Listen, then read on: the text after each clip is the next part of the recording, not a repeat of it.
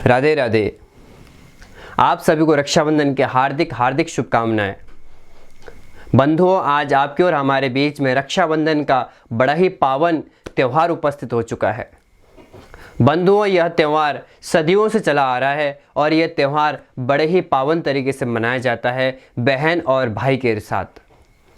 साथियों, इस कहानी के विषय में आप सभी जानते ही हैं कि जब भगवान वामन ने बलि से 3 पग पृथ्वी मांगी थी तो बलि ने गुरु की आज्ञा को भी न मानकर, गुरु ने बताया भी था कि भगवान विष्णु हैं, ये सब कुछ लेने वाले हैं तुम्हारा, ये बताया था, फिर भी उनकी बात न मानकर कहा कि गुरुदेव मैंने वचन दिया है तो अपने वचन को मैं पूरा करूंगा।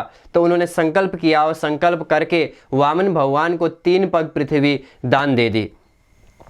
और जैसे 3 पग पृथ्वी दान दी तो भगवान ने 2 पग में सब कुछ नाप लिया। अब बलि से कहते हैं कि ये बताओ कि तीसरा पग मैं कहाँ रखूं। तो बलि ने एक ही प्रश्न किया, प्रभु आप ये बताइए, संपत्ति बड़ी होती है या संपत्ति वाला बड़ा होता है? तो भगवान ने बोला कि संपत्ति वाला ही बड़ा होता है। तो बोले, प्रभु ये जो अब तक आपने नापी है ये मेरी संपत्ति थी, प्रभु अब आप मुझे नापिए, तीसरा पग आप मेरे सिर पर रखिए और मुझे भी आप अपना बना लीजिए। तो बंधुओं, भगवान ने कथन अनुसार अपना तीसरा पग बलि के सिर पर रखा और बलि को भी अपना बना लिया। तो इस प्रकार के बलि के वचनबद्धता को देखकर भगवान बड़े ही प्रसन्न हुए और भगवान ने बोला कि तुम्हारे 100 यज्ञ पूरे हुए हैं तो 8वें जो इंद्र है वो तुम बनोगे, लेकिन तब तक तुम सुतल लोक में रहो और वहां का तुम सुख भोग करो। और बलि मैं तुमसे बड़ा प्रसन्न हूं, तुम वर मांगो, क्या चाहते हो? तो बलि ने कहा, हे प्रभु मैं आपसे और क्या मांगू, बस आप मुझे सुबह शाम दिन जब भी मेरा मन करे और जितना भी हो मैं केवल आपका दर्शन कर पाऊं। तो भगवान ने कहा, फिर तो मुझे द्वारपाल बनना पड़ेगा। तो भगवान बलि कहते हैं कि प्रभु आपकी इच्छा वो तो, लेकिन मुझे आपके दर्शन चाहिए। तो भगवान बलि की बात को मानते हैं और भगवान उसके घर में द्वारपाल के रूप में रहते हैं। और बलि जब भी बाहर आता, अंदर जाता या कुछ भी काम करता, भगवान के दर्शन करता और भगवान के सानिध्य में रह के अपनी पुण्य को बढ़ा रहा था। लेकिन इधर लक्ष्मी माता देखती हैं कि हमारे नारायण जी काफ़ी समय हो गया अब तक आए नहीं हैं। तो पता चलता है कि वो बलि के पास हैं, तो वो उपाय लगाती हैं, बलि के पास आती हैं और बलि को तिलक लगाती हैं और रक्षा सूत्र बांधती हैं। आपको पता है कि यदि माताएं बहनें अगर आपको टीका लगाएं तो खाली हाथ उनको नहीं भेजना होता है, कुछ न कुछ देना होता है। तो बलि ने कहा, बताओ क्या चाहिए? तो कहा कि मुझे ज़्यादा कुछ नहीं, जो तुम्हारे द्वारपाल हैं वो मुझे दे दो बस।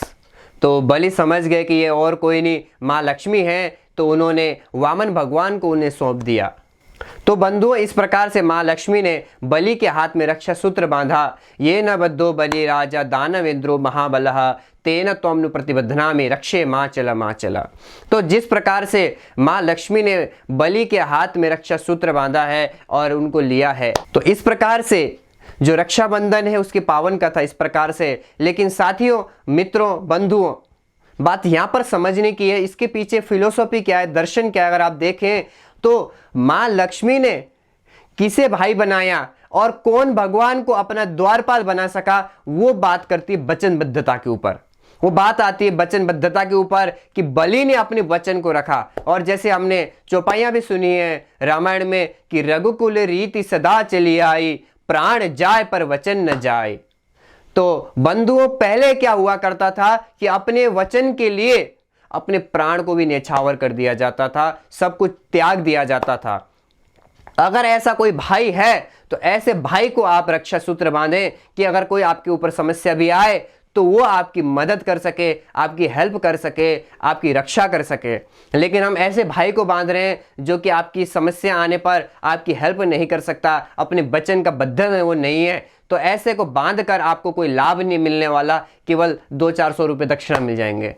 लेकिन भाई आप ऐसा बनाएं जो प्रत्येक क्षण आपकी भलाई के बारे में बात करे, आपको सफल होने के बारे में बात करे, आपको आगे बढ़ाने की बात करे और आपको समाज में एक अस्तित्व बनाने के बारे में बात करे। ऐसा भाई अगर आपको दिखता है कहीं तो उसको आप भाई बनाएं। अगर वो खून का रिश्ता भी नहीं हो तो भी आप उसे भाई बना सकते हैं। लेकिन अगर खून का रिश्ता है और आपके बारे में कुछ सोचता नहीं है, आपकी सफलता के बारे में बात नहीं करता, आपको आगे बढ़ाने के बारे में बात नहीं करता, आपको जब जरूरत पड़ती तब वो काम नहीं आता, तो ऐसे भाई को रक्षा सूत्र बांध के कोई फायदा आपका नहीं होने वाला है। तो बिल्कुल ऐसे भाई को आप बनाएं और इस पावन जो त्योहार है, इस त्योहार को बिल्कुल धूमधाम से और बड़े ही सौम्यता से मनाएं और एक दूसरे को बहुत ही प्रेम दें, और जिससे कि भाई बहन का जो त्यौहार है हजारों वर्ष तक सबके लिए प्रेरणा का स्रोत बने और प्रेरणा देने वाला बने। तो इन्हीं के साथ मैं अपने वचन को यहीं विराम देता हूँ। यदि आपको ये बात अच्छी लगी हो तो लाइक शेयर कमेंट करें।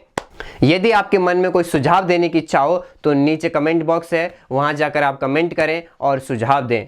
बहुत बहुत धन्यवाद, आपने इतने धैर्यपूर्वक हमारी इस बात को सुना है। जय श्री राधे।